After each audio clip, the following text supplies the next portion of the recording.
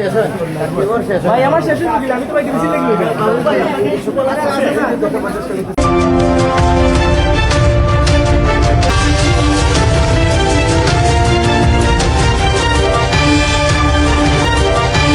সিলেটে ৩ খুন, ১৬৪ ধারায় বাবুলের স্বীকারোক্তি। সিলেট মহানগরীর রায়নগর মিতালী আবাসিক এলাকার নিকুঞ্জ ভিলায় ৩ হত্যাকাণ্ডের ঘটনায় আদালতে ১৬৪ ধারায় স্বীকারোক্তিমূলক জবানবন্দি দিয়েছেন গ্রেফতারকৃত বাবুল মিয়া।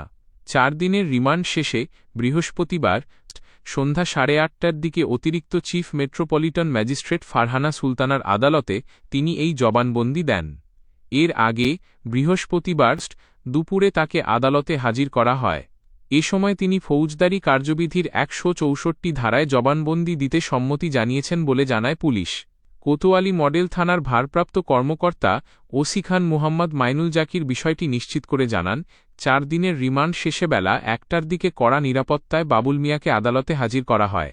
পরে তাকে অতিরিক্ত চিফ মেট্রোপলিটন ম্যাজিস্ট্রেট ফারহানা সুলতানার আদালতে তোলা হয়।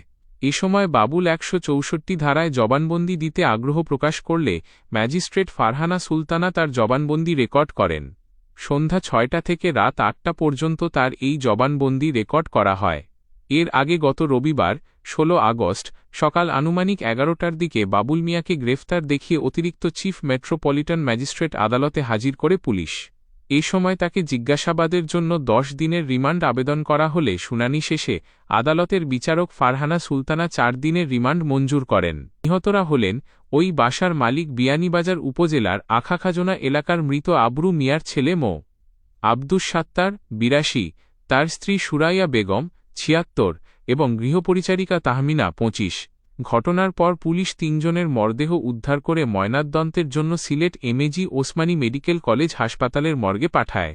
পুলিশ জানায়, হত্যাকাণ্ডের পরপরই ওই দিন বিকেল আনুমানিক ৩:৩০টার দিকে রায়নগর রাজবাড়ী এলাকার একটি কলোনিতে অভিযান চালিয়ে বাবুল মিয়াকে গ্রেফতার করা হয়। গ্রেফতারের পর প্রাথমিক জিজ্ঞাসাবাদে তিনি হত্যাকাণ্ডে জড়িত থাকার কথা স্বীকার করেন। তার দেওয়া তথ্যের ভিত্তিতে হত্যাকাণ্ডে ব্যবহৃত ছোরা উদ্ধারে অভিযান চালিয়ে বৃহস্পতিবার ১৩ আগস্ট সকাল আনুমানিক ১১টার দিকে তার দেখানো স্থান থেকে ছোরাটি উদ্ধার করা হয়।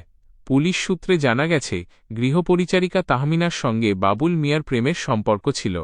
পূর্ব পরিচিত হওয়ায় ঘটনার দিন তিনি ওই বাড়িতে যান এবং দরজায় নক করলে তাহমিনা তাকে ভেতরে ঢুকতে দেন। পরে একটি কক্ষে গিয়ে বাবুল তাহমিনার সঙ্গে শারীরিক সম্পর্ক স্থাপনের চেষ্টা করলে তিনি অসম্মতি জানান। এ নিয়ে বাকবিতণ্ডার এক পর্যায়ে বাবুল তাহমিনাকে ছুরি দিয়ে আঘাত করেন। এ সময় সুরাইয়া বেগম এগিয়ে এলে তাকেও ছুরিকাঘাত করা হয়।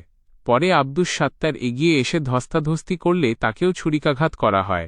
এরপর বাবুল বারান্দা দিয়ে পালিয়ে রায়নগরে নিজ বাড়িতে ফিরে যান। পরে পুলিশের বিশেষ টিম অভিযান চালিয়ে তাকে গ্রেফতার করে। নিহত Abdus Sattar Sylhet chamber of commerce and ইন্ডাস্ট্রিজের সাবেক পরিচালক ও সিলেট মহানগর আওয়ামী লীগের ১৯ নম্বর ওয়ার্ডের উপদেষ্টা ছিলেন। তিনি পেশায় প্রাক্তন কয়লা ব্যবসায়ী ও এলাকায় প্রবীণ ব্যক্তি হিসেবে পরিচিত ছিলেন। মিতালী আবাসিক এলাকায় তার ২টি ৩তলা ভবন রয়েছে, যার ১১১ নম্বর বাসায় স্ত্রী ও গৃহপরিচারিকাকে নিয়ে তিনি বসবাস করতেন।